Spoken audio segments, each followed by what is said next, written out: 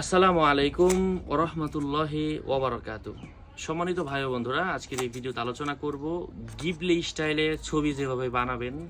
ইউটিউবে ফেসবুকে অনেকেই দিচ্ছেন, তো এইভাবে ছবি বানানো জায়েজ আছে কিনা। এই বিষয়টা অত্যন্ত জটিল।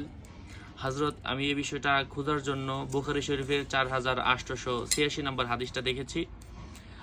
তো হযরত আব্দুল্লাহ ইবনে মাসউদ রাদিয়াল্লাহু তাআলা আনহু থেকে বর্ণিত, আল্লাহ রাসূল সাল্লাল্লাহু আলাইহি ওয়াসাল্লাম বলেন, আল্লাহ রাসূল সাল্লাল্লাহু আলাইহি ওয়াসাল্লাম হাদিসের মধ্যে এসেছে, লাআনাল্লাহু, আল্লাহ রাসূল সাল্লাল্লাহু আলাইহি ওয়াসাল্লাম বলেন, আল্লাহ তাআলা ওই সমস্ত নারীদের উপর, পুরুষদের উপর অভিশাপ দেন যারা উলকিয়াকে, চোখের ভ্রু কাটে, দাঁত কাটে, অথবা চোখের ভ্রুতে ডিজাইন করে, স্টাইল করে, ট্যাটু আঁকে, এই জাতীয় কথাগুলো এই হাদিসের মধ্যে এসেছে।